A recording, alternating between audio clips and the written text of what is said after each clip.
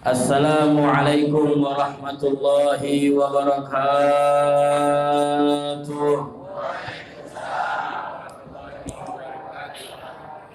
Alhamdulillahi rabbil alamin. Hamdan yuwafi ni'amahu wa yukafi'u mazidah. Ya Rabbana lakal hamdu kama yanbaghi li jalali wajhika wa li'azimi sultanik. Subhanaka la ilma lana illa ma 'allamtana innaka antal alimul hakim wa la hawla wa la quwwata illa billahil aliyyil azim. Allahumma shalli wa sallim ala sayyidina Muhammadin miftahi babir rahmatillah adada ma fi ilmillah salatan wa salaman daimaini bidawami mulkillah wa ala alihi wa sahbihi wa man wala amma ba'du. Yang saya hormati dan saya cintai segenap pengurus Masjid Baitul Nur dan segenap para hadirin dan hadirat yang insyaallah pagi hari ini kita semua dirahmati oleh Allah Subhanahu wa taala. Dan semoga pagi hari ini segala langkah kita berapapun jumlahnya ke Masjid Baitul Nur ini Allah jadikan maghfirah dari Allah, ampunan dari segala dosa yang telah kita perbuat.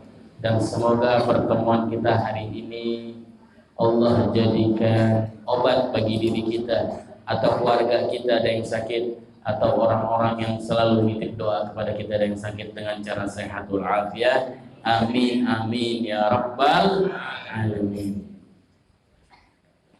Pagi hari ini saya masuk Baitul Nur memiliki pemandangan yang indah. Ini namanya pemandangan yang indah.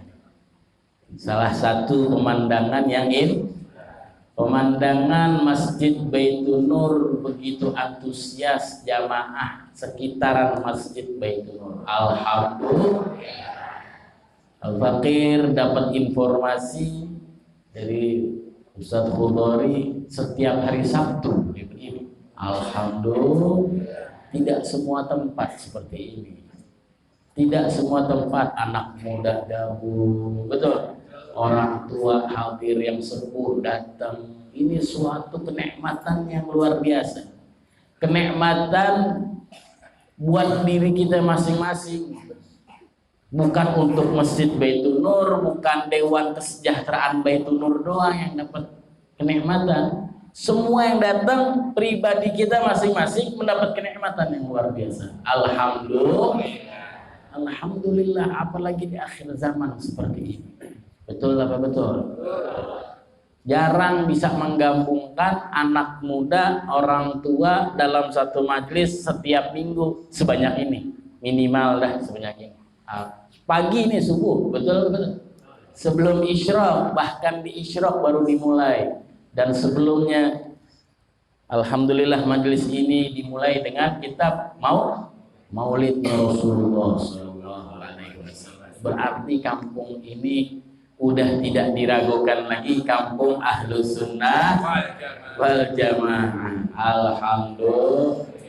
Dibacakan kitab Maulid setiap subuh hari Sabtu.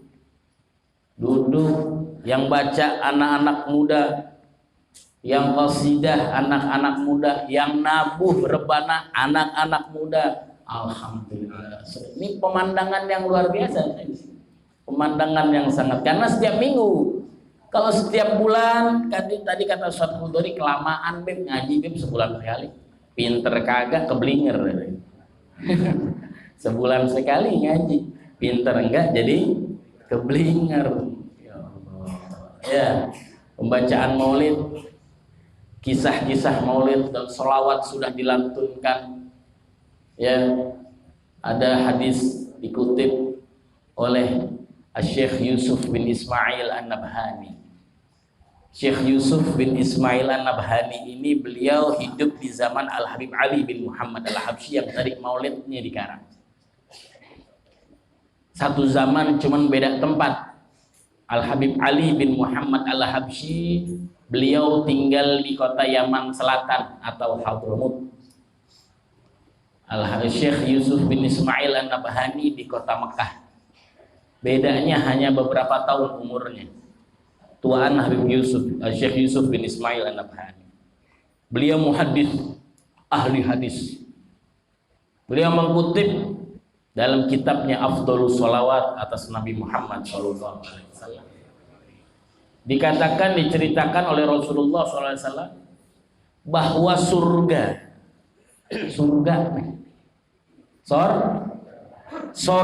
itu setiap pinggiran surga diameternya dikelilingi oleh para malaikat-malaikatnya Allah. Dari awal diciptakannya surga, itu para malaikat-malaikat Allah menjaga di pinggiran-pinggiran surga. Setiap saatnya tugasnya apa ini malaikat? Untuk bersalawat kepada Rasulullah sallallahu alaihi wasallam. Tujuannya Allah ciptain tuh malaikat berdiri diam di pinggiran surga untuk bersalawat kepada baginda Nabi Muhammad sallallahu alaihi wasallam. Khusus karena malaikatnya Allah banyak. Ada yang ruku doang, ada yang sujud doang. Sering kita dengar tuh dulu waktu sekolah, betul. Nah ini Allah juga punya malaikat khusus jagain pinggiran surga, malaikat khusus. Apa yang tugasnya? Untuk bersolawat kepada Nabi Muhammad. Dan dikatakan belum sampai situ. Setiap solawat kepada Nabi Muhammad, mereka para malaikat melangkah menjauhi surga. Begitu setelah mereka para malaikat solawat, malaikat tersebut melangkah menjauhi surga. Yang malaikat dari barat menjauh daripada surga, melangkah satu langkah, dua langkah, satu langkah, dua langkah. Surga pun setelah mendengar ada kalimat nama baginda Muhammad SAW menghampiri itu suara.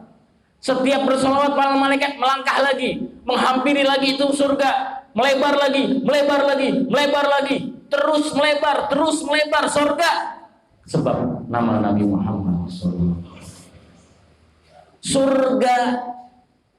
Surga jadi luas, surga jadi gede, surga jadi insya Allah umatnya Nabi Muhammad SAW masuk semua sebab nama Nabi Muhammad dilatunkan di pinggiran-pinggiran surga. Sallallahu Muhammad.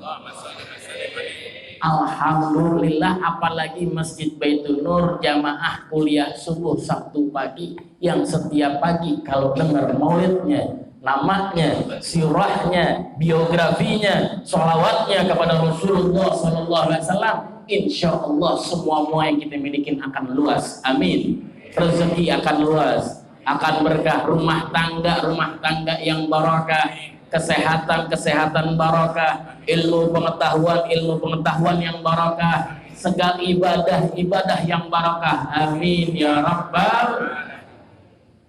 Kenikmatan yang luar biasa. Setiap saat Sabtu bisa dengar maulid subuh. Jadi awal yang telinga kita dengar di kampung sini nih. Di kampung sini khususnya telinga kita awal mendengar maulidnya Rasulullah setelah kita bangun pagi. Alhamdulillah. Ini kenikmatan yang kalau kita rinciin aja taklim nggak kelar 1 jam, betul. Ngelihat begini aja nih, belum lihat kitab, belum apalagi pembahasan kitab, apalagi mengelihat begini aja nih kenikmatan yang Allah kasih.